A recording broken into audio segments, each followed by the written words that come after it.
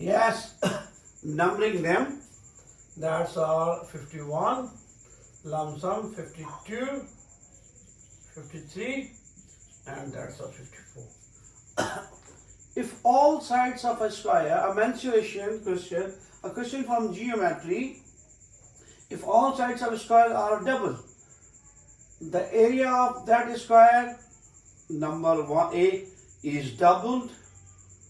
B, it might be triple. E remains same. C multiplied by 4. D is multiplied by it. Let's see and find out. Let me draw a rough sketch of a square. Normally that is, each side of a square they are equal.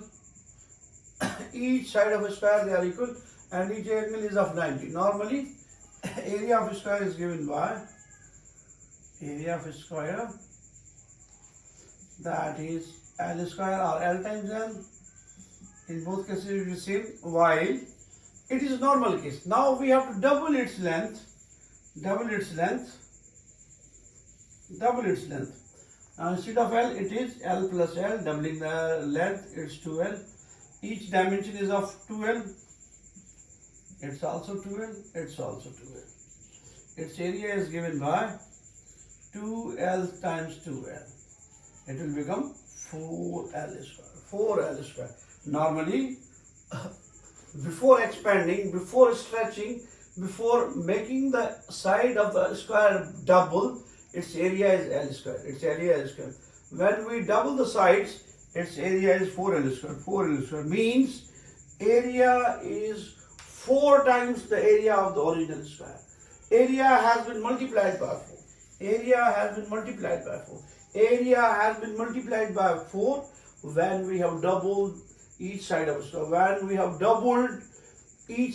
the square. So, originally area is given by L square. After doubling the dimensions, each dimension has been doubled, each side has been doubled, its area is given by 4L square.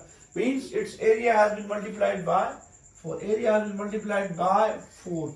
Moving to our next question, moving towards 52 question, a good question. If 40% of the student in a class have blue eyes,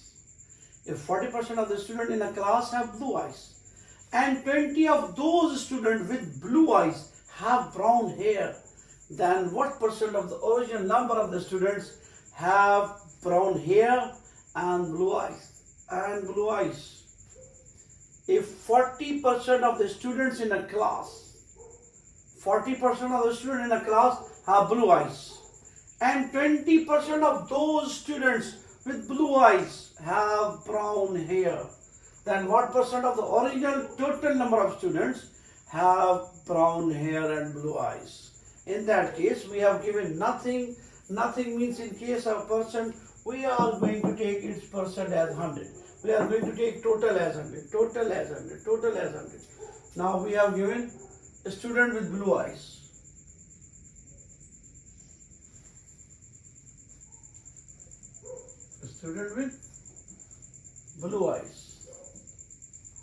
They are 40%. And brown hair, having brown hair is 40%, 20% of this 40%. 20% of this 40%.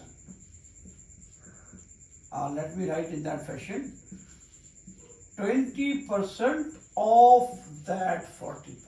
It's good. In both cases it's the same, it's more preferable. Student having blue eyes, they are 40%. Of this 40%, 20% have brown hair. Student with blue eyes, 40. From this 40, within that 40, of this 40%, 20% have brown hair. 20% have brown hair and blue eyes. Now solve for this. 20 and there is 40%. 20 of 40% is going to be our 8. Introducing percent, it's going to be our 8%. In case of total is not mentioned, we have taken the percent as total as 100. 40% of 40 40% of 100 is 40. 40% of 100 is 40. Now, what is the 20% of this 40? What is the 20% of this 40? That's 20.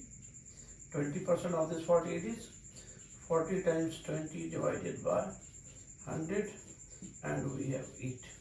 So, the 8% of the original student in the class have both blue eyes and brown hair.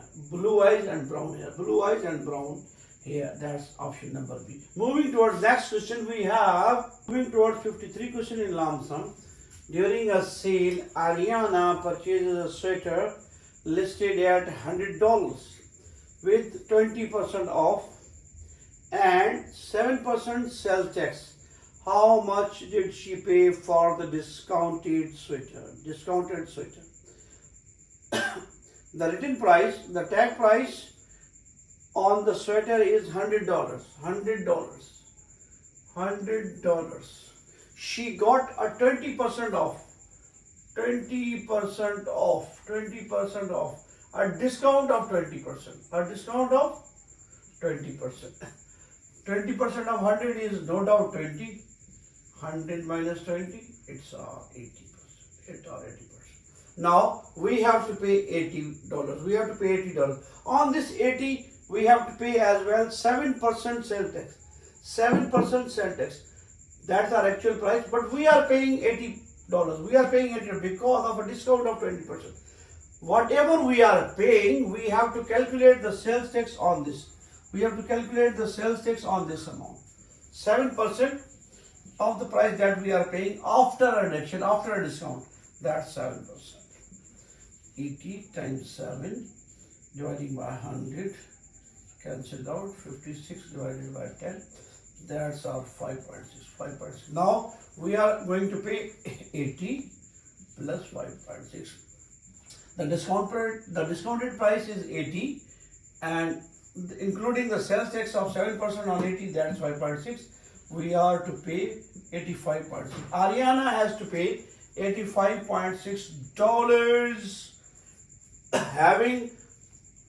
having a discount of 20%, but paying a 7% sales tax on this 80 that she is going to pay. So in lump sum, she is going to pay 85.6%, including getting a discount of 20% and also paying a 7% sales tax.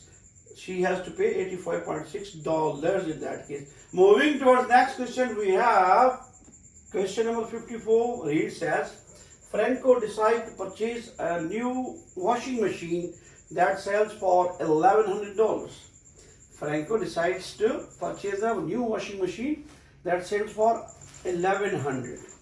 After making a down payment of $125, he will pay off the remaining in monthly installments of $75.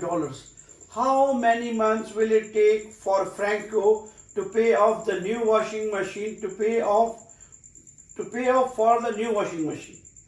The price is $1,100 and he has paid down payment of $125. Some sort of advance, that's $125.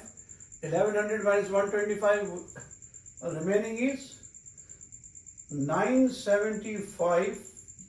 The remaining amount he has to pay. Having each payment or installment of $75. Payments of monthly payments of $75. So 975 divided by 75. 975 divided by 75. It is to give you 13. A year plus a month. 13 months he has to pay the installments of $75 to pay for the new washing machine. The remaining amount of $975. Franco has purchased a washing machine costing $1,100. he made a down payment of $125. Subtracting 125 from 11,975 remains. He has to pay in the installment of $75 per month. $75 per month. The remaining amount divided by the installment. Remaining amount divided by the installment. It gives 13. These are the number of months for the consecutive 13 months. He has to pay installment of $75 to pay off for the remaining amount $975 for the new washing machine. It's my tiny effort, you guys, to explain to you some wonderful questions, wonderful selections for SAT, GMAT, and it's all by itself. Next.